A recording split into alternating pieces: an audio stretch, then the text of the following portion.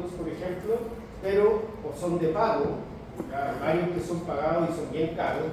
O sea, a nosotros no nos gustan, una porque no tenemos dinero y otra porque el problema de los programas de pago es que son cajas negras, en donde uno le pone un archivo de input, haces un par de clics y sin mucho tener idea de qué es lo que hace entre medio, el programa te arroja un resultado.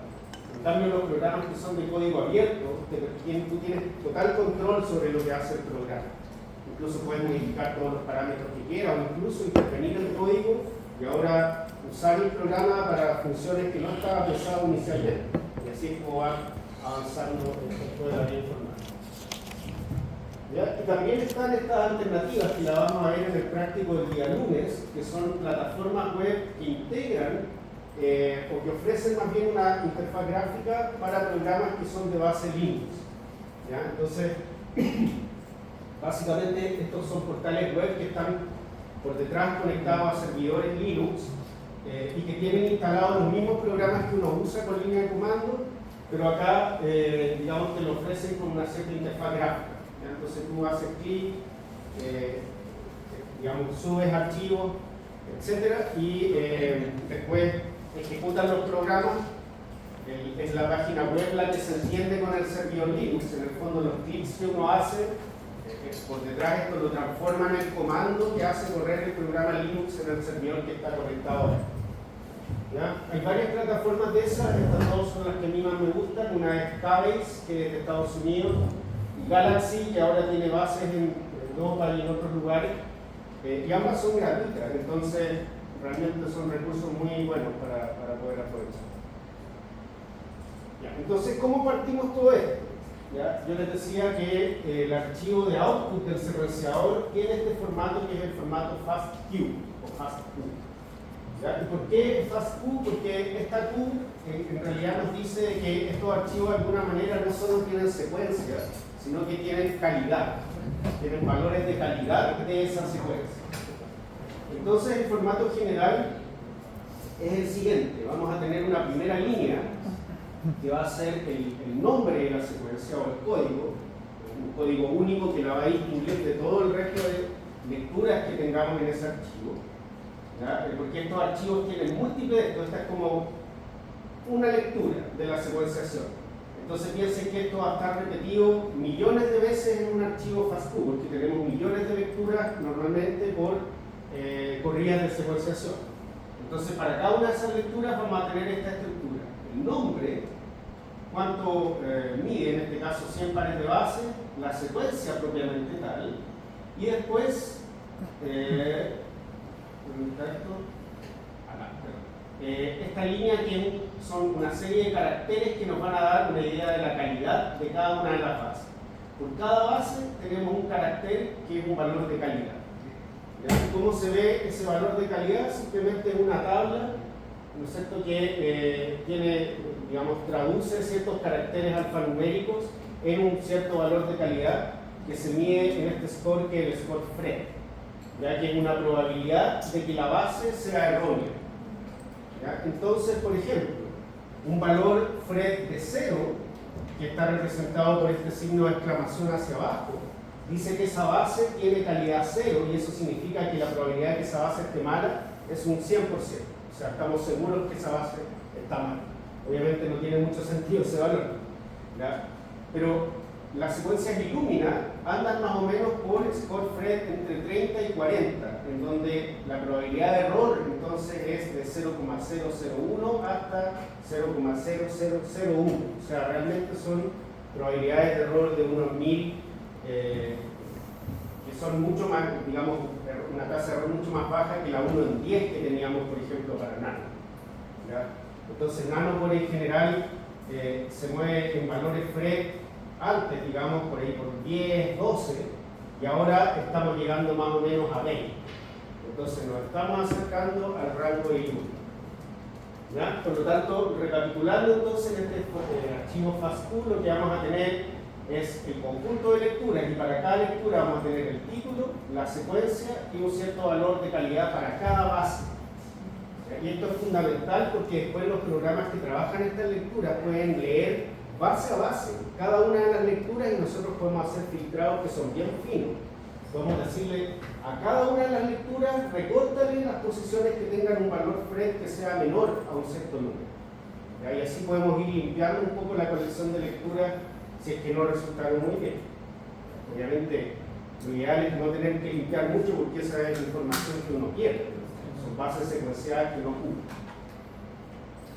Ya entonces, para recordar un poco lo que vimos en la mañana, básicamente vamos a hablar de dos tipos de lecturas, que son las lecturas largas, que son de tecnología nano-poly-pack-bio, que tienen más o menos entre 10 y 100 kilobases, y que tienen una baja calidad, cada vez mejor, pero todavía más baja que Illumina, mientras que Illumina son lecturas cortas, de 100 a 250 pares de bases, pero con una calidad que es al menos un orden de magnitud mejor.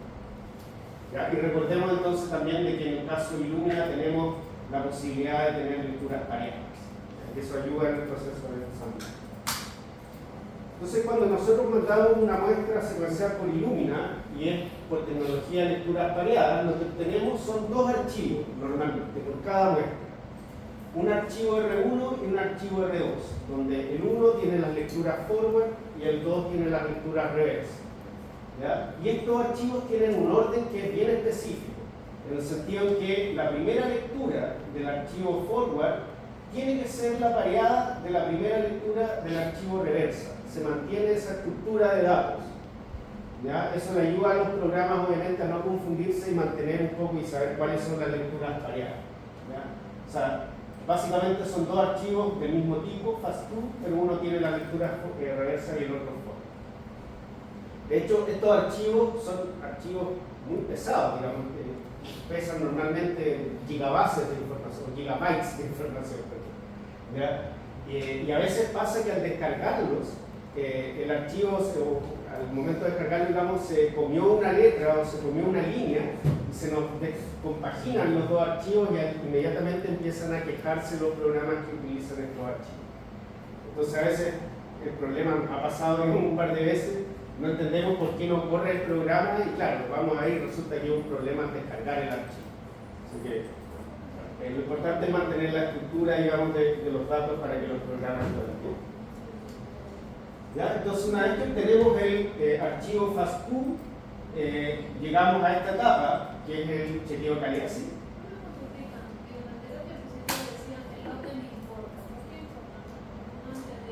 Sí, es lo que te decía, digamos, el programa asume que la primera lectura que está en este archivo es la pareja de la primera del otro archivo. Y así, la segunda con la segunda, la tercera con la tercera. Entonces, si uno mete mano en uno de los archivos y borra la primera lectura, queda la escoba, porque el programa va a empezar a tratar de aparear cosas que en realidad no estaban apareadas. Queda la escoba, decimos en Chile, cuando todo se echa perfecto. Hay otra manera de decirlo más fuerte, pero obviamente no. Entonces, digamos acá, tenemos nuestro archivo FAST2, que es el que sale de este proceso que se llama base calling, que no lo vamos a discutir ahora, porque es el proceso de transformar la señal que directamente capta el secuenciador, que en el caso de Illumina es señales de fluorescencia, ¿no es cierto? En el caso de Nanopore, por ejemplo, estos trazos de corriente, eso la máquina lo tiene que transformar en una secuencia de bases. ¿Ya? Y de hecho esa transformación tiene un error asociado y es parte del error que comete la tecnología. ¿Ya? Entonces, ese es el proceso que se llama base calling, transformar la señal en bases, pero ese es un proceso que normalmente hace el proveedor de secuencia y te manda el archivo ya con las bases y no el archivo crudo, como sale el secuenciador, por eso es que no lo vamos a ver ahora. Entonces el paso que viene es ver que también resultó la secuenciación, porque si bien todos somos muy optimistas, la verdad es que a veces las cosas funcionan. ¿Ya? Y en base a este chequeo de calidad, si no funcionó muy bien, hay que tomar decisiones respecto a si limpiar o no ese set de lecturas. ¿Ya? Entonces, todos estos procesos los vamos a ver un poco más de manera práctica en el taller de mañana. Entonces, les recuerdo, hoy día vamos a tratar de aprender bien a cómo usar la línea de comandos y a instalar los programas que vamos a usar mañana. Y mañana vamos a tratar de recorrer este flujo de trabajo con los computadores. ¿Ya? Ahora va a ser como un programa de cocina, en el sentido que uno mete el pastel al horno y como que mágicamente sale listo. ¿Ya? porque hay procesos que demoran 24 horas, por ejemplo, el ensamblaje. Entonces, no podemos estar esperando las 24 horas. Para hacer eso se puede hacer con una computadora así o se necesita una mayor potencia. No, por eso, la idea es que cada uno instale los programas en el computador que tienen enfrente y debería andar bien, ¿ya? Para algunos procesos pequeños que son los que más o menos vamos a trabajar, ¿ya? Entonces, bueno, existen herramientas que son para evaluar la calidad de las lecturas, y una de ellas, que es muy popular, es esta que se llama Fast2C, que bueno, tiene una lista de análisis que son los que se ven aquí a la izquierda, en donde, claro, para cada uno de estos parámetros el programa te dice si está en un rango bueno, más o menos o malo, ¿ya? En donde, claro, ahí si es bueno es un visto, si es más o menos como warning y si es malo está como un wrong, ¿ya? ¿Cómo se ve un archivo que tiene buena calidad? Algo como este. ¿Qué nos muestra este gráfico? Supongamos que estas lecturas son de 100 pares de base. Entonces lo que vamos a hacer es mirar la calidad de la base 1 a la base 100 en la población de lectura. Por eso es que este es un gráfico de distribución de calidad. Aquí están representadas todas las lecturas, que pueden ser, insisto, cientos de miles o incluso más, en donde las ponemos una arriba de la otra y vemos por cada posición cuál es la calidad, en qué rango se mueven esos valores de calidad. Entonces esto es un box plot en donde las cajas amarillas nos muestran los percentiles, digamos, el 3, el 2 y el 3. Las barras nos muestran el recorrido, o sea, los valores más extremos que tenemos, y la línea roja es la mediana de esa distribución. ¿Ya? Entonces podemos ver el comportamiento poblacional de la calidad de las lecturas desde el inicio hasta el final. ¿Ya? ¿Y qué es lo que vemos en este caso? Todas las bases, para la gran mayoría de las lecturas, se mueven en este rango verde, ¿no es cierto? Tiene un valor de calidad FRED sobre 28, me parece, ¿ya? 30 para arriba más o menos. ¿Ya? Y vemos este fenómeno que a medida que vamos avanzando hacia el final de las lecturas, la calidad en general va disminuyendo. Y eso es algo característico de la secuenciación Illumina, ¿ya? Porque como vamos base a base, ¿no es cierto? Si se recuerdan, esto era un clúster que estábamos secuenciando, entonces íbamos viendo el color a medida que esto iba secuenciando, pero resulta que esto no es perfecto, y en este clúster a veces pasa de que algunas de las moléculas no incorporan el nucleótido que corresponde y se desfasan del resto del clúster. Entonces, si bien para el 90% del clúster se incorpora una base amarilla, resulta que en esta rezagada se está incorporando la que venía antes, que era a lo mejor una base verde. Entonces los clústeres se empiezan a ver de colores intermedios, ya no es amarillo, rojo, no, empiezan clústeres naranjos, etc. Y obviamente esas bases ya tienen mayor probabilidad de error, ¿ya? Porque el equipo no puede distinguir con tanta certeza si eso realmente es una A o es otra cosa. ¿Ya? Entonces, a medida que vamos avanzando en la secuenciación, se van acumulando esos desfases y por eso en general tenemos una menor calidad hacia el final de la lectura. Pero igualmente, insisto, estamos dentro de una calidad que es bastante buena, versus esta situación de acá, ¿ya? En donde derechamente, a poco andar, digamos, en la base número 20 y tanto, ya tenemos un decaimiento de calidad que nos lleva incluso a la mediana, a valores FRED que son más o menos de 8, que veíamos que era una probabilidad de error de 1 en 10 o incluso más. O sea, que claramente más de la mitad de esta lectura uno no podría confiar en ella. Entonces, ¿qué hacemos? Bueno, en casos como estos yo diría hay que secuenciar de nuevo, ¿ya? Porque por mucho que arreglemos, si es muy malo el material de partida, obviamente no vamos a lograr milagros, ¿ya? Y en estos casos uno podría ponerse exquisito y a lo mejor recortar estas últimas bases que son las que se nos desvían un poco hacia la zona de calidad más o menos, ¿ya? ¿Qué es lo mejor? Aquí no hay receta, sino que esto es prueba y error. ¿Qué es lo que hacemos nosotros? Probamos por la lectura tal cual como llegan, ensamblar, probamos haciéndole un cierto trimming o filtrado y ensamblamos, evaluamos los ensamblajes, comparamos y el que quede mejor es el que usamos. A veces queda mejor el con las lecturas tal como vienen, con sus impurezas y todo, digamos, quizás eso le da algo más de condimento al ensamblaje, mientras que a veces si uno limpia mucho, tampoco resulta bien. Así que, insisto, es una cosa de prueba y error. En el caso de las lecturas Nanopore es lo mismo, hay otras herramientas que sirven para evaluar calidad. Y aquí lo que estamos mirando, olvídense de esto, es básicamente el largo de las lecturas, ¿ya? Que va de 1, 10, 100, 1000, es una escala logarítmica, y la calidad de esa lectura.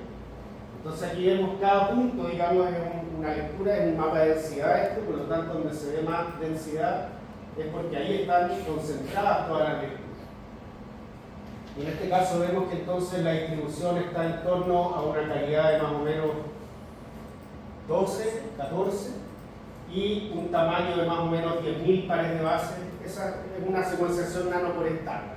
Así cuando la cosa resulta como uno espera, da más o menos así. Pero ahora con las químicas nuevas estamos subiendo la calidad de 12 a más o menos 20 en algunos casos. ¿Ya? Entonces lo importante es que cuando lleguen los datos no podemos empezar a trabajar al tiro con ellos asumiendo que viene todo bien. Hay que revisar la calidad y tomar decisiones en base a eso. ¿Qué tipo de decisiones uno puede tomar? ¿Ya? Por ejemplo, recortar. ¿Qué quiere decir recortar? Bueno, está la posibilidad de recortar y de filtrar. Vamos a ver cuál es la diferencia entre los dos procedimientos. En el caso del recorte, lo que buscamos es mejorar estas lecturas que tienen algunas posiciones malas, pero el resto está bastante bien. Entonces, ahí tiene sentido, por ejemplo, decirle al programa que hace esto, recórtame las 5 primeras bases de estas lecturas que tienen problemas, y el resto déjame. ¿Ya? Sin embargo, en casos, por ejemplo, como este, en donde realmente gran parte de la lectura es defectuosa, no conviene recortar, porque al final nos vamos a quedar con un trozo tan pequeño.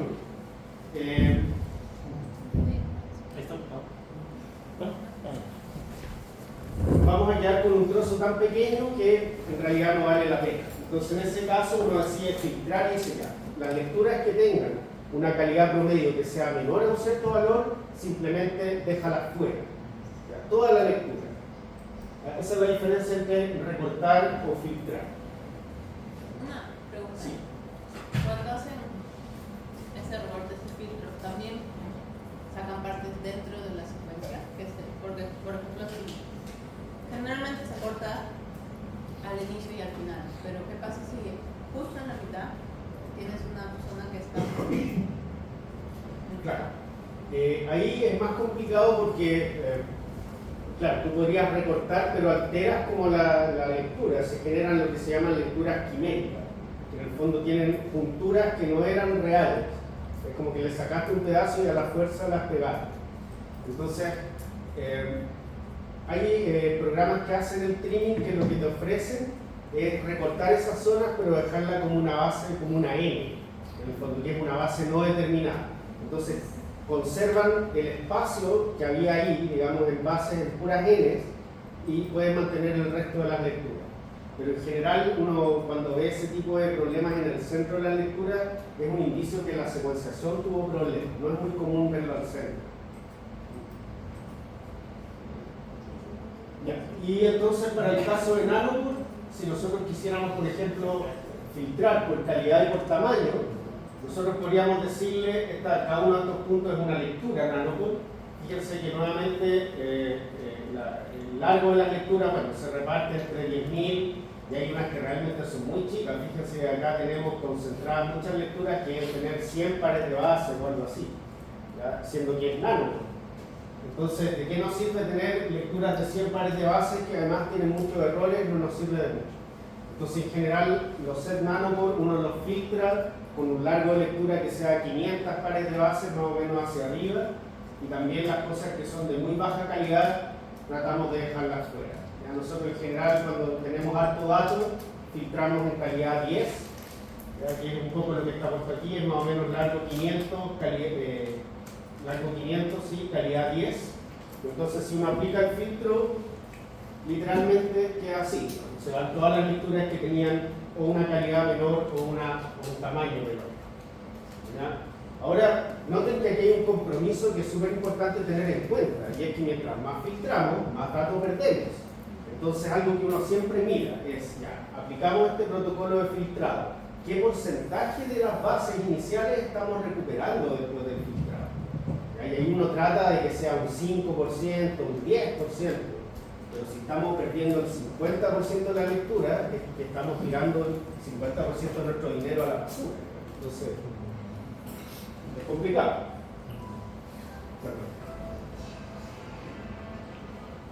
Entonces, ¿quién me llama?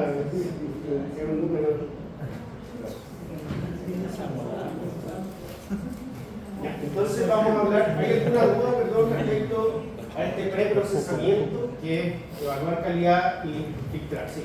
Sí, ¿hay alguna exigencia por parte de algunas revistas por el filtrado? ¿O no? En general no.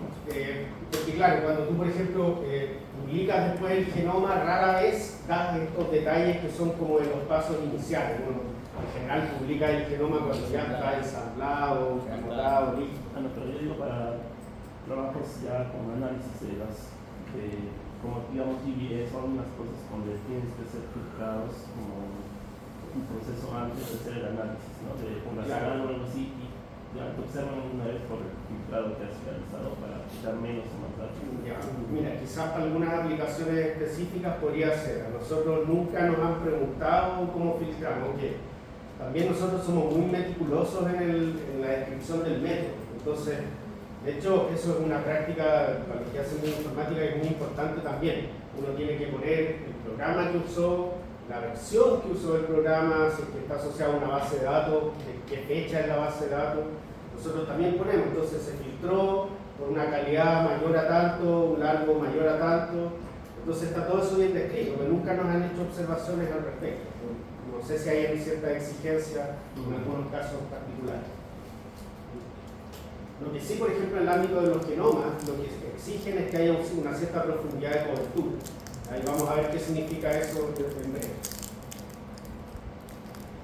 Ya, entonces, justamente ahora vamos a discutir un poquito sobre el proceso de ensamblaje, que es este proceso de, ya que tomamos nuestro genoma y lo fragmentamos en muchísimos trozos pequeños, sobre todo si es ilumina, tratar de después, a partir de estos trozos pequeños, armar de vuelta el puzzle completo. ¿Cómo lo hacen los ensambladores? Así, muy intuitivamente, es básicamente buscar similitudes entre, digamos, el final de ciertas lecturas y el principio de otras. Es como un poco lo que muestran aquí estos colores, ¿no es cierto? O sea, si es que el degradé va de rojo, naranjo, verde, obviamente al empezar a tratar de ubicar estas lecturas vamos a saber o vamos a tratar de ubicar, digamos, lecturas que terminen con el rojo o terminen con el naranjo, perdón, y partan con el rojo, o sea que hay una cierta superposición. Entonces los ensambladores van buscando esas superposiciones leyendo la secuencia de alguna manera. ¿Ya? Y lo que queremos lograr entonces es que a partir de todas estas lecturas más pequeñas podamos ensamblar lo que se llama un contig, que es en el fondo el fragmento más grande que podemos lograr reconstruir a partir de buscar esta superposición. ¿Ya? En el caso de los datos Illumina, como son lecturas tan cortas, uno nunca logra armar el puzzle completo y te queda esto en muchos fragmentos, ¿ya? Que puede ser 50 fragmentos si te va muy bien, 100 fragmentos si te va más o menos estándar, pero hay genomas que están en 800 fragmentos, que estamos hablando de bacterias, o sea que imagínense un genoma humano secuenciado con Illumina. Son puros, es un picoteo de cosas chicas, ¿ya? Entonces, al tratar de reconstruir el genoma completo, es natural que nos queden ciertos contigs y ciertas zonas que no tenemos información. No sabemos cómo conectan esos contigs muchas veces. Y para eso entonces la información de las lecturas pareadas ayuda. ¿Por qué? Porque si una de las lecturas de la pareja cae en este contig y la otra de la otra pareja cae en este contig, ya sabemos cuál es la distancia que tiene que haber entre esos dos contigs. Y de hecho que el contig 2 viene después del 1, porque podría ser que este contig 3 sea el que conecta con el 1. Entonces las lecturas pareadas nos permiten saber el orden relativo de los contigs y que esos contigs deberían estar a una cierta distancia en el genoma.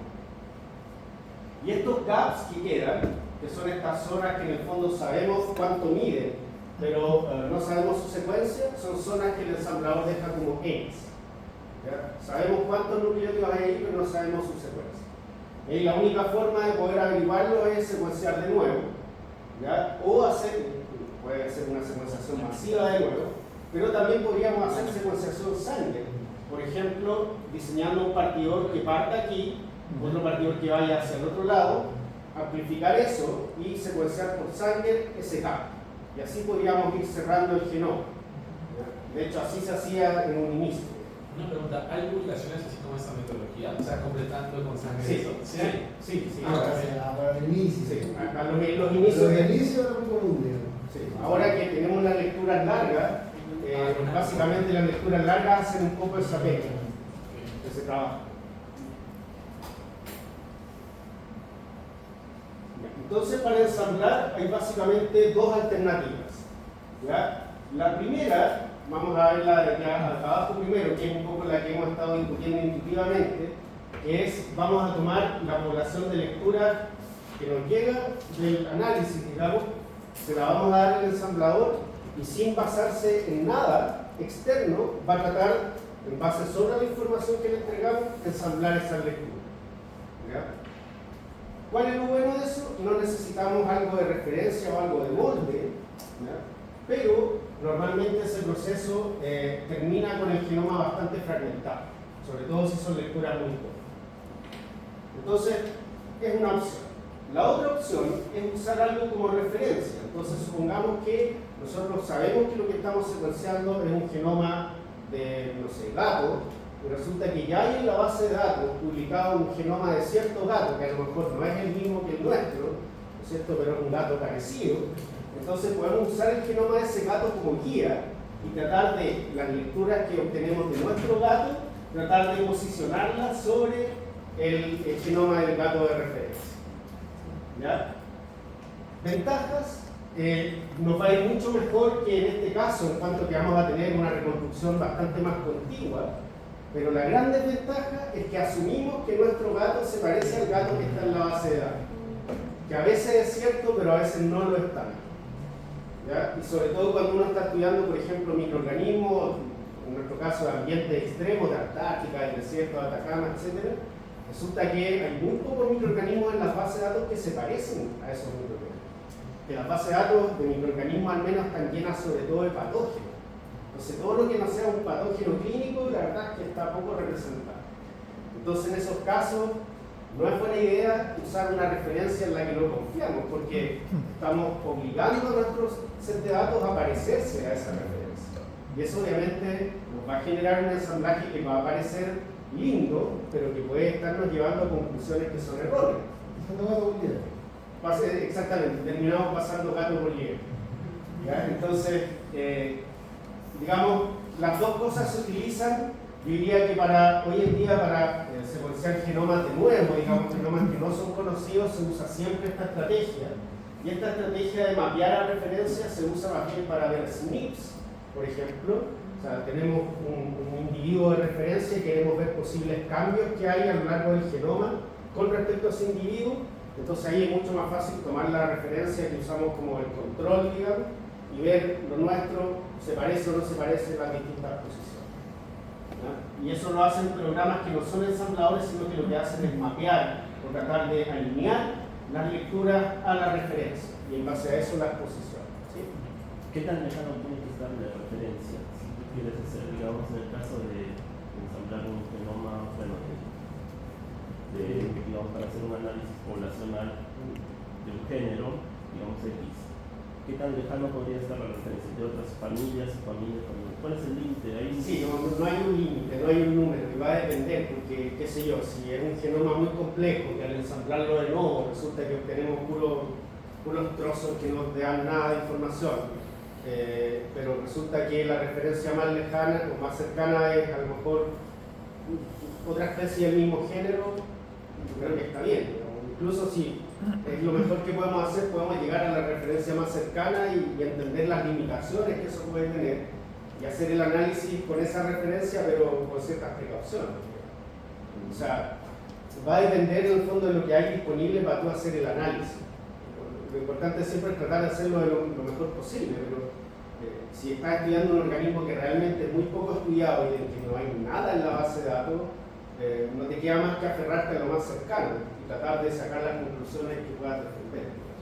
Pero no hay reglas de oro. Y si se obtienen secuencias largas utilizando una secuenciación híbrida, ¿me puede dar una mejor resolución? Sí, de todas maneras, de hecho lo vamos a ver en las diapositivas que vienen.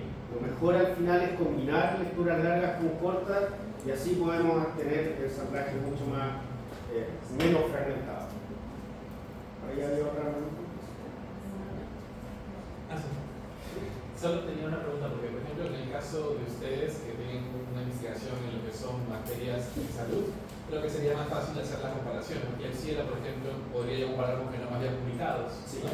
Pero en el caso, por ejemplo, mío, Xenobacteria es un lugar donde no hay un genoma en Andes, bueno, en la parte de Perú al menos, quizás buscar algo similar en Argentina o Chile, Sí. ¿no? Y si es un género cercano podría hacerlo, pero si no, quizás me arriesgo a hacerlo de nuevo. Claro. Sí, yo creo que si lo que te interesa a ti es estudiar el genoma y sobre todo si no hay mucho en la base de datos, de nuevo es la estrategia, sí o sí. Insisto que hoy en día, que además los ensambladores que hacen esto han ido mejorando bastante. Entonces, esto se reserva más bien para los casos de comparar cosas o a buscar variaciones de nucleótido único. Ya, bueno, en el proceso de ensamblaje, los repetidos, como les mencionaba en la mañana, son un problema, ¿ya? Y eso lo dice la ley de los repetidos, no sé quién la dijo, Camilo quizás, en que básicamente uno no puede resolver repetidos de un cierto largo, una cierta longitud, si es que tú tienes lecturas que son más chicas que esa longitud. Aquí es un poco el ejemplo que veíamos en la mañana, o sea, si la lectura Illumina, que es chica, cae completa dentro del repetido, esa misma lectura va a ser posicionada en una sola parte, ¿no? El ensamblador no tiene cómo saber que estaba repetido esa región en dos posiciones, ¿ya? Entonces lo que hace el ensamblador finalmente es condensar los repetidos. Supongamos que este es un repetido, estas barras rojas, si la lectura cae, supongamos, este mismo ejemplo, digamos, aquí tenemos una lectura 1 y otra lectura 2, fíjense que el ensamblador no tiene cómo saber que ahí al medio había otra secuencia, sino que condensa estos repetidos en una sola y el ensamblaje al final nos queda con una deducción de esto.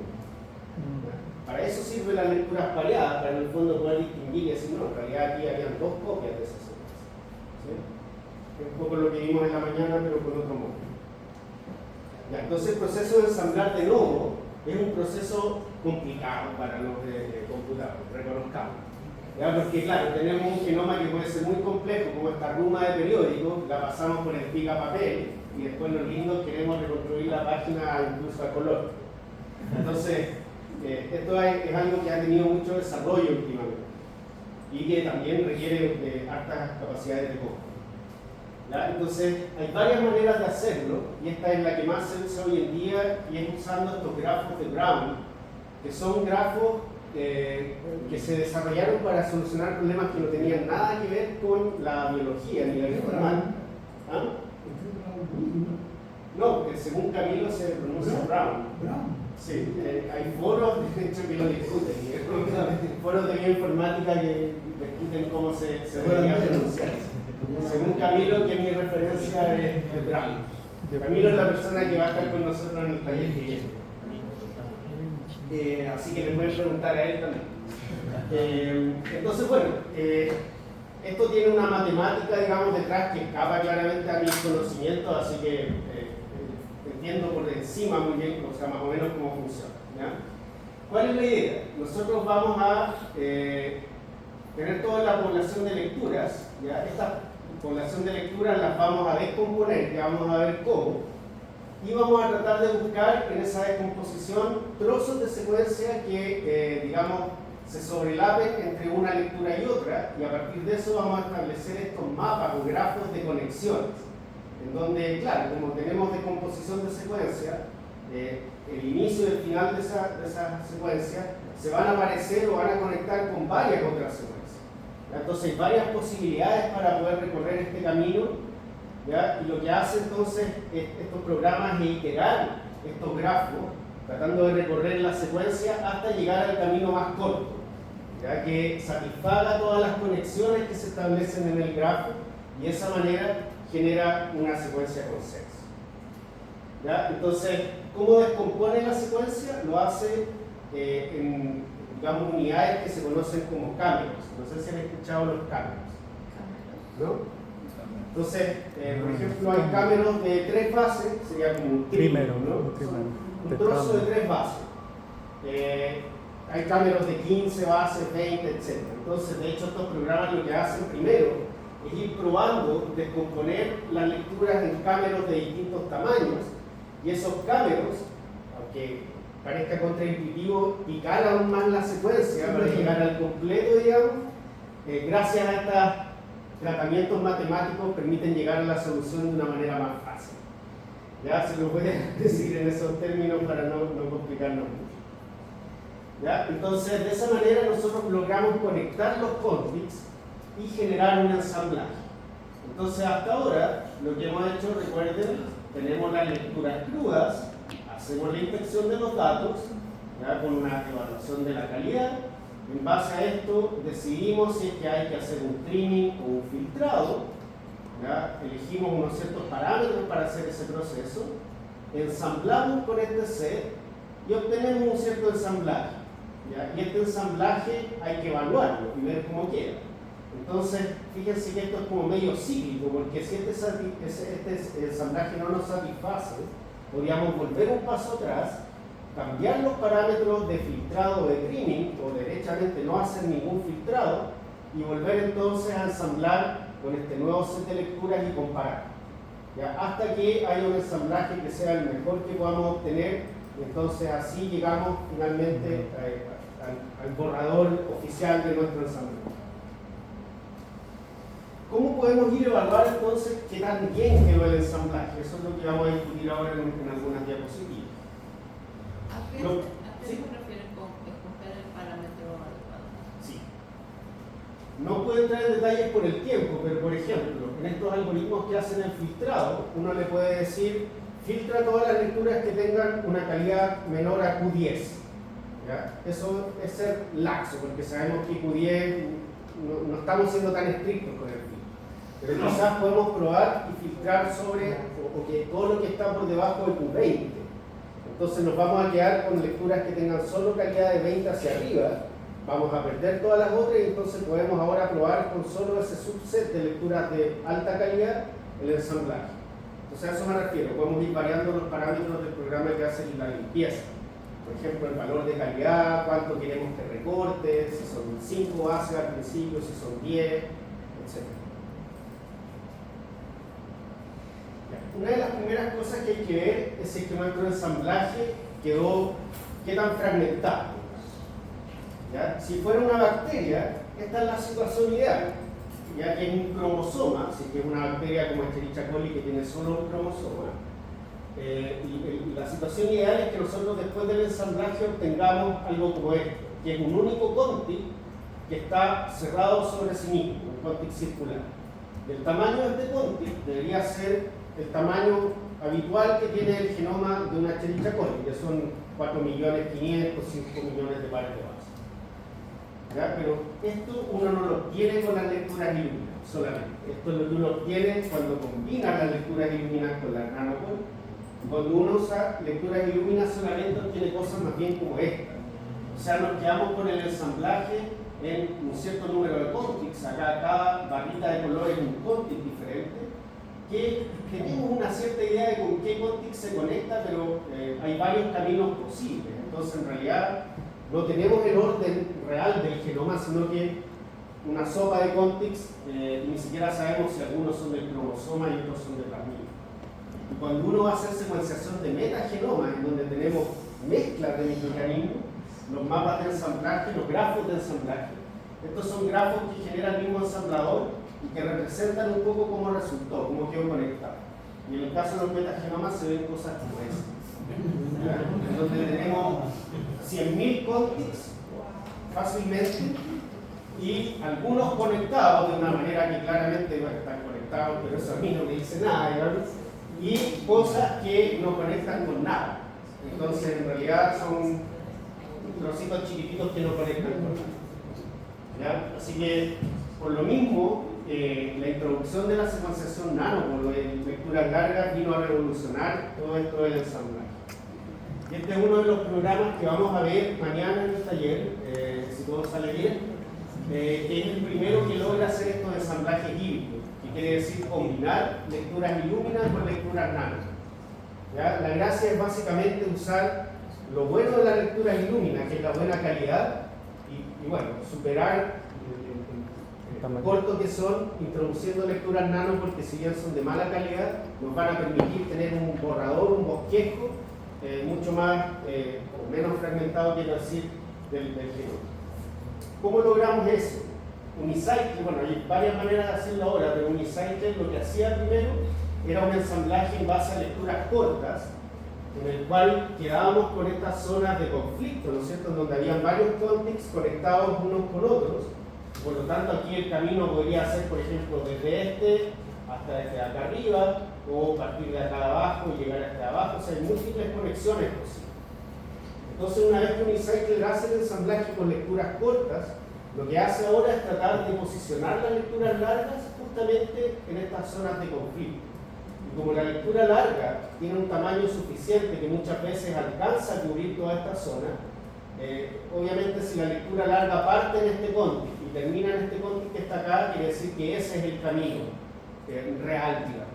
Y entonces el programa lo que hace es que como busca del camino, digamos, que indica la lectura larga y finalmente genera un puente en esta zona y resuelve ese conflicto. Entonces, en todas estas zonas de conflicto, la lectura larga se usa para establecer puentes y conectar de manera correcta los contigs. ¿Ya? Hay otras maneras ahora, hay programas que parten al revés, parten con ensamblaje de lecturas largas y después lo que hacen es pulir con lecturas cortas. ¿Ya? Porque recuerden que el problema de las lecturas largas es la poca calidad, pero podemos armar un buen borrador del genoma, y si después mapeamos las lecturas cortas a este borrador del genoma, podemos ir corrigiendo todos los errores que quedan. Y ese proceso se llama el proceso de pulido. Ya. ¿Cómo entonces podemos ver que el ensamblaje quedó bien? Lo primero es saber si es que teníamos suficientes datos para poder reconstruir el genoma, digamos, de una manera confiable. ¿Ya? Supongamos que este es nuestro genoma completo, y si mapeamos ahora las lecturas a partir de las cuales nosotros ensamblamos el genoma, podemos ver cuántas lecturas cubren cada parte de este genoma. ¿Ya? Fíjense el ejercicio, o sea, antes del ensamblaje nosotros tenemos las lecturas, las ensamblamos tratando de armar los contigs, obtenemos ese ensamblaje, y ahora el ejercicio es tomar las lecturas que usamos al principio y alinearlas con nuestro ensamblaje. Eso nos permite determinar dos cosas que son fundamentales. Lo primero es el porcentaje de lecturas que quedaron en el ensamblaje. Eso es una medida también de qué tan puro estaba nuestro genoma, porque si nuestro genoma estaba puro, el DNA que usamos para secuenciar estaba puro, digamos, la gran mayoría de las lecturas que salieron de eso deberían quedar en el ensamblaje. Si no, son lecturas que dice de dónde salieron, no corresponden a ese genoma. Entonces esa es una primera cosa bien importante. Al contrario, si vemos que del total de lecturas un 50% entró en el ensamblaje y la otra mitad quedó fuera, eso podría ser un indicio de que teníamos una contaminación y en realidad en vez de una bacteria teníamos dos diferentes. ¿Ya? Y capaz que el ensamblador nos genere dos cromosomas, digamos, uno que incorpora la mitad de las lecturas y otro que incorpora la otra mitad. Esas cosas pasan. ¿Ya? Y otra cosa muy importante es esto que les mencionaba, que es ver cuántas lecturas cubren cada región del genoma. ¿Por qué? Porque, ¿qué pasa en este caso de acá? Fíjense que es una zona en donde pocas o ninguna lectura pudo cubrir ese genoma. O sea, en realidad es un gap que tenemos ahí, es una zona que no sabemos o que conocemos con poca confianza, digamos, porque si es una sola lectura la que cae ahí, es una pura lectura la que nos dice que las bases que estamos poniendo ahí son esas y no otras. Entonces aquí entra en juego lo que llamamos la profundidad de cobertura, ¿ya? Que es, en el fondo, cuántas lecturas cubren cada una de estas regiones. ¿Ya? Entonces, en general lo que uno aspira es tener una cobertura de 100 por. O sea, que cada región del genoma esté cubierta al menos por 100 lecturas. Eso obviamente te da una confianza bastante grande de que la secuencia que tú estás deduciendo es realmente la que corresponde. ¿Ya? Y como mínimo, para publicar, por ejemplo, un genoma te piden un 25 por. Menos que eso quiere decir de que tú deberías haber secuenciado más para poder tener una mejor cobertura de ese genoma. ¿Y de qué va a depender cuánto tenemos que secuenciar? Por cierto, el tamaño del genoma. Porque si estamos trabajando en una de estas bacterias que tienen 500 kilobases de genoma o 1 megabase, claro, a lo mejor con poca secuencia nosotros vamos a lograr cubrir ese cromosoma varias veces. Pero si estamos hablando de una pseudomonas, una actinobacteria que tiene 10 megabases, vamos a tener que gastarnos más plata para secuenciar porque si no vamos a tener muy poca cobertura, muy poca profundidad. Entonces está la profundidad de cobertura, que es esto de cuántas lecturas caen en cada sector, y lo otro es la extensión de cobertura, que es el porcentaje del genoma que está cubierto con al menos una lectura. O sea, en este caso, si aquí no hay ninguna lectura, la extensión de cobertura sería, qué sé yo, un 98%, no tenemos el 100% del genoma cubierto, y la profundidad de cobertura sería 25% en promedio. Uno calcula un promedio para todo el genoma. Ya, esto es un poco una explicación de lo mismo. O sea, este es el genoma ensamblado, el ejercicio es mapear las lecturas contra ese genoma y contar cuántas lecturas caen o cubren esa posición. Entonces en este caso son 8, por eso hablamos de 8 por, en este caso sería 4 por y en este caso sería 20 por. Es obvio que si tenemos 20 lecturas diciéndonos que esta es la secuencia versus 4 lecturas, es mucho más confiable esto.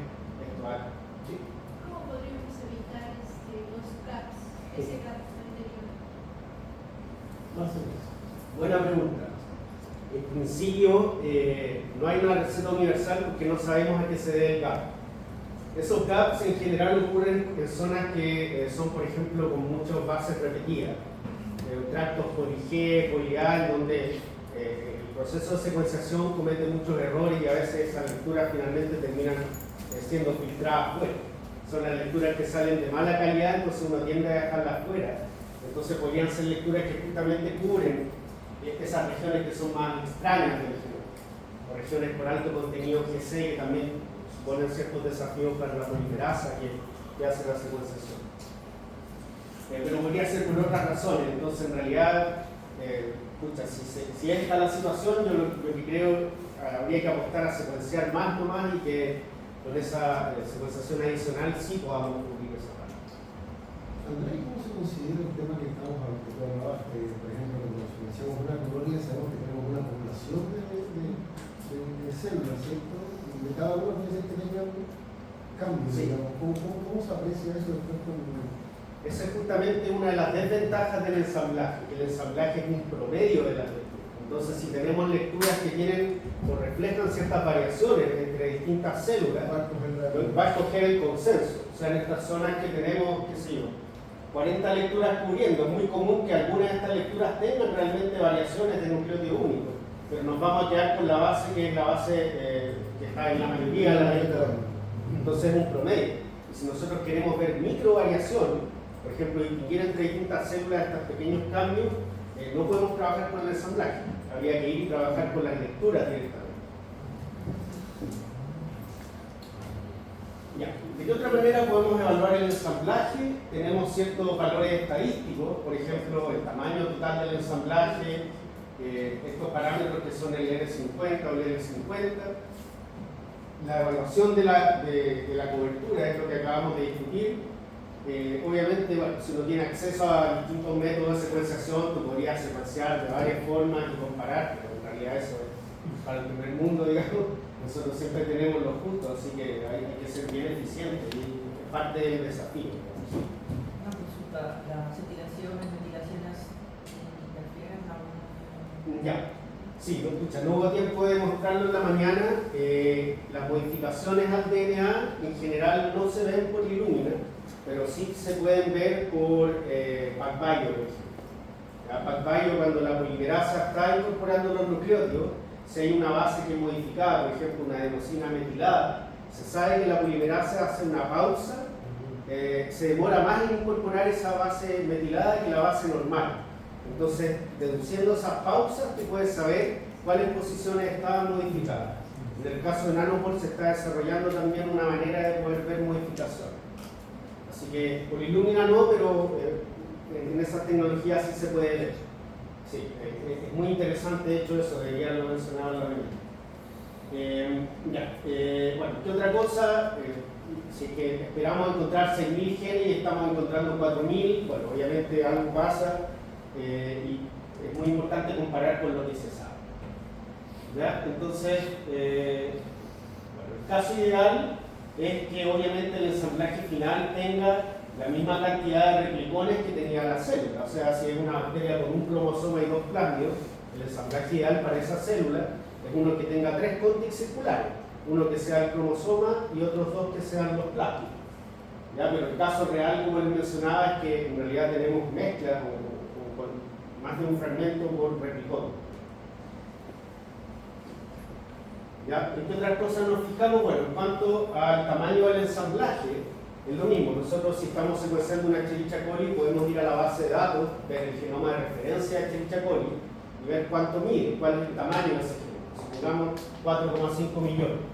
Y si nuestro genoma mide 3, es mala señal. Claramente nos está faltando una parte del genoma. O si mide 8, probablemente tenemos una contaminación. El número de contigs. Obviamente, mientras más fragmentado, peor. O sea, si tenemos un genoma de una bacteria en 500 trozos, cuando debería ser un cromosoma, estamos mal. Por lo tanto, mientras más nos acerquemos al número de replicones reales, ese es el número de contigs ideal. También, relacionado con lo mismo, nos interesa tener los contigs lo más largos posible. Ojalá el cromosoma completo, pero si no, por último 3 trozos, pero no 500. Porque mientras más trozos, más pequeños, y eso significa que en los bordes de esos trozos estamos perdiendo información. Hay genes que van a quedar interrumpidos, etc. Y por último está este parámetro, que es el parámetro N50, que lo explico más fácil con esta figura. Es una especie de mediana del tamaño de contigs. ¿Ya? Nos dice más o menos cuánto mide la mitad de los contigs que forman ese ensamblaje, a grandes rasgos. Pero ¿cómo se calcula de manera más sencilla? Tomamos el ensamblaje completo, ¿no es cierto? Y en este caso mide 1000 megabases y vamos a tomar los contigs y los vamos a ordenar del más grande al más pequeño. ¿Ya? Recorriendo entonces este ensamblaje total. Entonces vamos a fijarnos en la mitad del ensamblaje, en este caso en las 500 megabases, y vamos a contar cuántos contigs hacen esas 500 megabases. En este caso son, no son cuántos contigs. ¿Cuántos contigs son el L50? ¿Ya? Pero el N50 es el tamaño del contig que queda justo en la mitad. En este caso 44 kilobases o 50 kilobases por tanto. Entonces N50 es cuánto mide la mediana del tamaño de los contigs, o sea, más o menos 50 kilobases. Quiere decir de que la mitad del genoma está en contigs de 50 kilobases o más grandes. Esa es la manera de interpretarlo. ¿Ya? Y si vemos el L50 es el número de contigs, o sea, la mitad del genoma está, en este caso, en 7 contigs. Entonces, intuitivamente, mientras más chico sea este L50, es un mejor ensamblaje, porque tenemos la mitad del ensamblaje en menos contigs. ¿Ya? Mientras que el N50, mientras más grande, es mejor, porque nos dice que los contigs en general son de un mayor tamaño. ¿Ya? Son dos formas de ver básicamente lo mismo. ¿Alguna duda con esto?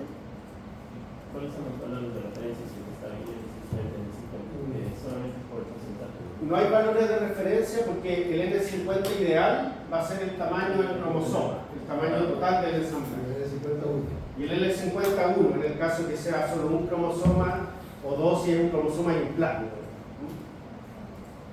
Bueno, entonces justamente qué tan fragmentado no queda el ensamblaje define si es que nuestro genoma se considera como un genoma draft o borrador o un genoma completo o terminado.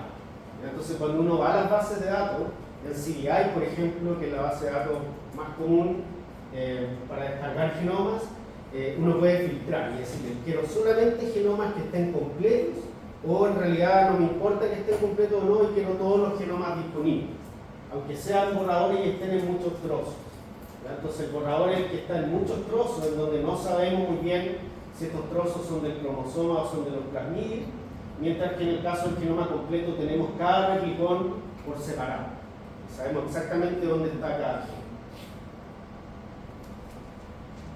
¿Cuál es la gran diferencia? Que el porcentaje de genomas cerrados que están en la base de datos debe ser menor al 1%, mientras que el 99% están en formato TRAF. Entonces, yendo a Klebsiella, que ya es nuestro ejemplo favorito, digamos, en la base de datos hay 100.000 genomas de Klebsiella, de los cuales 1.200 están completos. O sea, en realidad es una fracción muy minoritaria.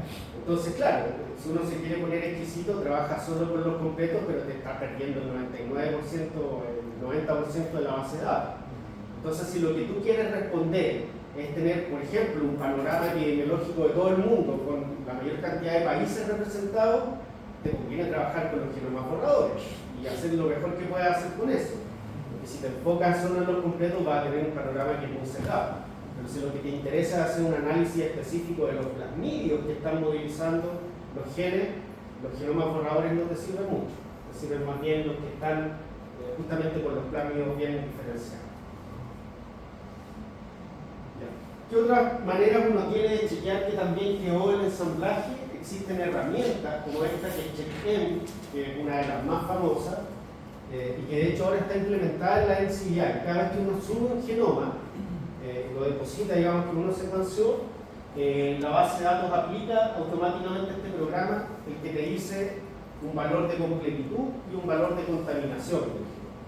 Entonces eso es bien importante porque nos permite comparar bajo una misma métrica todos los genomas que están presentes en la base de datos, y créanme que hay algunos que son basura. O sea, honestamente hay Klebsiellas que en realidad son polio, y que alguien les puso que era una Klebsiella y en realidad uno hace el análisis y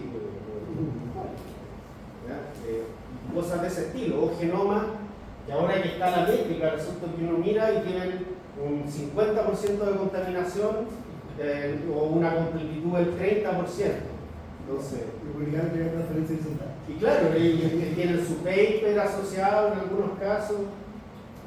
No toda la gente toma los recuerdos que le estamos enseñando, por eso nosotros somos bien majaderos en esta parte, porque hay que hacer las cosas bien. Digamos, eso es lo que marca la diferencia entre una buena investigación y una investigación de estas que se publican por publicar, por esto de publica o muere, que está hecho tan cuestionado hoy en día, incluso estos journals como MDPI y otros, que son realmente journals que en algunos casos tienen muy baja la barrera de calidad, digamos, y entra cualquier cosa. Claro, después el problema es que la ciencia funciona mucho de ir construyendo sobre lo que ya está. Entonces, si tú asumes que el trabajo que publicó alguien es correcto y empiezas a construir sobre eso, y resulta que el trabajo no estaba bien hecho, o derechamente era adulterado, era mentira, después tú te das cuenta que nada funciona para abajo y dices, chuta, y perdiste un año tratando de replicar lo que otra persona dijo que hacía cuando en realidad no era así. Está lleno hoy en día de esos casos, los fraudes científicos y todo eso están tocando en todos lados. Bueno, este programa entonces lo que hace es buscar marcadores de copia única que están asociados a ciertos linajes. Este funciona con procariotes, arqueas y bacterias. Lamentablemente no tenemos una versión para eucariotes todavía, ¿ya? Pero hay otros programas que también sirven para este tipo de cosas, solo que yo conozco más los de procariotes. Entonces, ¿a qué se refiere con estos marcadores de genes, marcadores de copia única? Resulta que cuando uno hace el análisis, ahora que tenemos muchos genomas, sabemos que Escherichia coli en su cromosoma tiene que tener un cierto número de genes que son parte del genoma núcleo de Escherichia coli, que están en todas las cepas, ¿ya? Y que son de copia única, o sea, los tenemos que encontrar sí o sí. Si hay Escherichia coli debería tener ese gen y además debería estar en copia única. Entonces, el programa lo que hace es, clasifica primero a grandes rasgos tu genoma y dice, ya, esto es una Escherichia coli y por lo tanto debería tener estos marcadores, busca los marcadores y los cuenta. Entonces, si para Escherichia coli deberíamos tener 100 marcadores de copia única y están apareciendo 90, ese genoma tiene un 90% de completitud. ¿Ya? Al revés, si tiene los 100 marcadores y los 100 están en copia única, perfecto, tenemos 100% de completitud. ¿Qué pasa si tenemos 3 de esos marcadores en 2 copias o en 3 copias? Eso el programa lo interpreta como una contaminación. ¿ya? Entonces, el porcentaje de marcadores que están en más de una copia te da una idea del porcentaje de contaminación. ¿Ya? Entonces, de esa manera uno determina ambos valores y en general cuando todo anda bien uno está cerca del 100%, un 99, 98% de completitud y la contaminación debería estar bajo un 2 o un 3%. Cualquier cosa que se salga de esos valores es red flag, algo malo ahí, entonces hay que tener precaución con esos genomas. Entonces, claro, si uno tiene a lo mejor 100.000 genomas para elegir y hacer tu análisis, uno se puede poner, digamos, exquisito y decir, ya, sabes que todos los genomas que tienen un problema en estas métricas, dejémoslos fuera y trabajo con 80.000, que todavía es un montón, y me deshago de la basura, que lo único que va a hacer es meterme ruido en el análisis. Entonces así se ven las tablas de Chequem. De hecho salió una versión que es Chequem 2, ¿no? Hace un par de meses, y estos son los valores, ¿ya? Por ejemplo, aquí tenemos ciertos microorganismos, ¿no es cierto? En este caso el número de marcadores esperados era 331, se encontraron 329 que están en copia única y ninguno que está en 2, 3, 4, 5 más copias. Por lo tanto, el valor de completitud es cercano al 100 y contaminación es 0. Y en este caso, por ejemplo, acá abajo nos fue peor. Tenemos de 88 marcadores, de 143 marcadores esperados, encontramos 128 en copia única. Y por lo tanto eso impacta en la completitud, pero además encontramos un cierto número que está en más de una copia, por ejemplo 8 que están en 2 copias y 2 que están en 3 copias. Y eso es lo que determina que tenga un valor de contaminación que sea bajo. ¿Alguna duda con esto? ¿Cuánto de contaminación es aceptable? Si es que se puede delimitar algo. Claro, no hay un parámetro así como estricto, incluso tú puedes, ya te digo, subir a la base de datos con valores que son malos porque esto el sistema los chequea a posteriori, una vez que la secuencia ya está subida. Entonces, no hay, pero si tú me preguntas a mí, como a mi gusto, digamos, un 3% de contaminación, 5% máximo. Si es un genoma de algo puro, debería estar puro. Y de completitud lo mismo, o sea, un margen de un 5% yo creo que es decente. Si más que eso, hay problemas. Depende un poco de cuál es el relato que tú quieres dar en el trabajo. Si lo que quieres es de complete genome sequence o tal cosa, eso es 99.1, 97.3, de ahí no te puedes bajar. Ahora, si es como para comparar diferentes cosas. Claro, y además también siempre está el factor económico, o sea, si realmente no teníamos más dinero para secuenciar, con lo que pudimos secuenciar justo en una bacteria de genoma grande. ¿Te salió 90-10? Claro, me salió 90-10, bueno, es lo mejor que puedo tener. Y ahí, claro, hay que tener las precauciones de que quizás algunas conclusiones vamos a tener que pensarlas 2 veces. Vamos a dar el alcance de la Y claro, conclusión. ese 10% que nos está faltando, a lo mejor no podemos asegurar a lo mejor que no hay un gen determinado porque podría estar todavía en ese 10% que no logramos encontrar. No te arriesgas a decir que no tiene tal gen, no tiene tal Claro. cosa. Pero, claro, en este caso sería peor que haya un porcentaje mayor de contaminación a que falte un 10%. Depende de qué es lo que quieres responder. Porque claro, si es mucha la contaminación y a lo mejor tienes mezclas de microorganismos diferentes, capaz que estés identificando genes de uno que en realidad son de todos. Yo diría que es al revés, yo diría que es más complicado explicar por qué no tienes una completitud a que por qué tienes una contaminación. La contaminación es más fácil de explicar al principio. Claro, sí, la completitud Pero probablemente es porque no pero se ¿por puede qué? hacer lo suficiente. Claro, pero que en caso de que haya secuenciado suficiente y que no tenga, ahí es como raro. Puede ser un problema del Del ensamblaje. ensamblaje. Entonces Claro. ahí yo iría a mirar qué porcentaje de las lecturas quedaron en tu ensamblaje. Claro. Porque puede ser que ese ensamblaje a lo mejor por algún motivo no resultó bien Y y te incorporó pocas lecturas. Entonces ahí podrías ir y variar los parámetros, usar otro ensamblador, por ejemplo. Pero si hay un contaminante, no sé cuál sería, puede ser varios contaminantes y sacar eso y regresar al cultivo, si es que hay cultivo, hacer todo eso. En cambio, si es que hay una completitud del 90%, pues pruebo otra vez el ensamblaje, no lo sé, creo yo, no sé. Sí. O sea, cuando no te va muy bien en estos valores hay que volver atrás y probar otro cleaning, ensamblar con otro programa, es prueba y error básicamente. Porque existen varios programas que ensamblan, y cada uno tiene su favorito, digamos, entonces, bueno, si no me resulta con mi favorito, bueno, probemos el otro a ver qué tal. Ya, y con esto ya vamos a ir terminando para después dejar tiempo para el taller. Entonces, una vez que tenemos nuestro genoma ensamblado, nos aseguramos que está todo ok, lo mejor posible, lo que toca es empezar a averiguar cuál es la información que está codificada en ese genoma. Y ese proceso es el que se llama anotación. Es pasar básicamente de una colección de letras a identificar ciertos elementos de secuencias que tienen un cierto significado. ¿Ya? Por ejemplo, un sitio de unión al ribosoma, un gen que parte aquí con el codón de inicio y termina con el codón de término, un gen de RNA de transferencia, por ejemplo, ciertas regiones homopoliméricas, etc. Repetidos que uno quisiera buscar, en fin, o sea, todo lo que ustedes saben que está codificado en el DNA en distintos organismos. ¿Ya? Así que básicamente esta notación se hace en dos pasos. Primero, una notación que se llama estructural, que quiere decir marcar en coordenadas los ciertos elementos, ¿no es cierto? Es decir, desde la coordenada 10 a la coordenada 1500 hay un gen, desde la coordenada, no sé, 1600 a la 1700 hay un promotor, etc.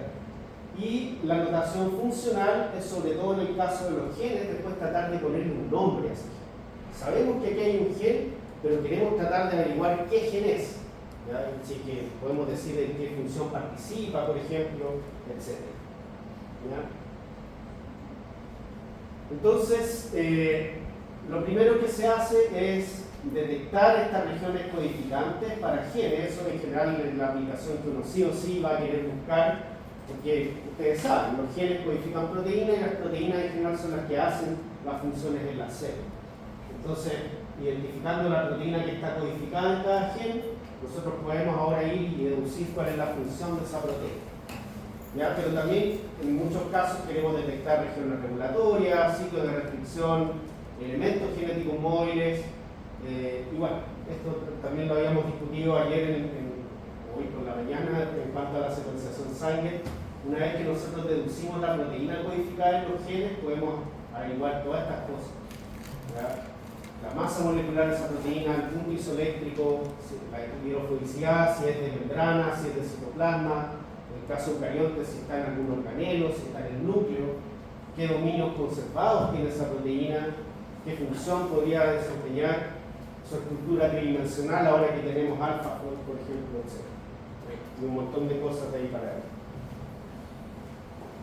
Ahora, obviamente que la notación que también resulta va a depender de qué también resultó el ensamblaje. Si tenemos un ensamblaje como esto, en donde tenemos un picadillo de DNA, lo más probable es que en cada uno de estos picadillos no alcancemos ni a tener un gen completo. Entonces, ¿cómo vamos a esperar que el anotador encuentre genes y más encima les ponga nombre? ¿Ya? Entonces, mientras mejor queda el ensamblaje, normalmente la cantidad de genes que podemos identificar es mucho mayor. ¿Ya? Al menos genes, es decir, aquí hay un gen, ¿ya? Pero aquí viene el otro problema, y es que para asignarle función a los genes, ¿qué es lo que hacen estos programas? Básicamente toman la secuencia y la comparan con bases de datos de genes conocidos. ¿Ya? Y entonces, la secuencia más cercana en esa base de datos, a partir de ella le traspasan la función a la secuencia que nosotros estamos buscando. O sea, si este gen, al compararlo con la base de datos, se parece a lo que más se parece a una DNA polimerasa, el anotador va a decir que este gen que está aquí es una DNA polimerasa. ¿Cuál es la limitación de eso? Que las bases de datos tienen cierta información, ¿verdad? Y por lo tanto, hay una gran cantidad de genes todavía que codifican proteínas que no tienen función conocida. En el caso de bacterias con genomas tan grandes como Klebsiella, por ejemplo, más o menos el 50% de los genes que codifican proteínas que no tenemos idea para qué sirven. Imagínense, con todos los 100.000 genomas secuenciados que tenemos, todavía la mitad del genoma de Klebsiella no tenemos idea para qué es lo que sirve. Así que comprenderán de que falta mucho todavía por saber. ¿Y cómo es el formato del archivo anotado? Este es un formato que quizás les resulta un poco más familiar que el formato Kimball. en donde por una parte tenemos la secuencia propiamente tal, que esta es la secuencia de los context, del ensamblaje que ya digamos, obtuvimos y anotamos. Y entonces en el archivo Gimban además va la anotación, ¿ya? O sea, esta información que hice en primer lugar en el encabezado, cosas como por ejemplo el nombre de la secuencia, el código de acceso en la base de datos, de qué organismo proviene, en este caso se demora Siringe, si es que hay papers asociados a esta secuencia de las personas que depositaron, y acá abajo ya las características que están anotadas en esta secuencia. Entonces, por ejemplo, desde la base 1 a la 2200 vamos a tener DNA genómico que codifica la proteína de avirulencia ABRP. Y esa proteína además al traducirla tiene esta secuencia de aminoácidos. Entonces el archivo tiene la secuencia, pero además las coordenadas de todo lo que logró encontrar el programa de anotación, y en el caso de los genes que codifican proteínas también la secuencia de aminoácidos. ¿Ya? Este es el formato Gimban y es el formato que sale del programa que anota. ¿Ya? Entonces, recapitulando, del secuenciador sale el FASTQ, que tiene calidad y secuencia. El FASTQ lo usamos para alimentar el ensamblador, que genera un archivo que es FASTA, que es igual que el FASTQ pero sin calidad, solo secuencia. Y el FASTA se lo damos al anotador para que lo transforme en un Gimban, que es el que tiene toda la información. Ese es como el flujo de los formatos de archivos que sigue el Python. Ya, lo vamos a dejar hasta aquí. El resto que le iba a mostrar es simplemente programas que hacen este tipo de anotaciones. Broca es uno de los más famosos, pero lo vamos a ver en el taller. Así que ahí Camilo les va a hablar más. En el taller de mañana vamos a ver esto. Ya, entonces les propongo que volvamos en 15 minutos más, mientras nosotros aprovechamos de establecer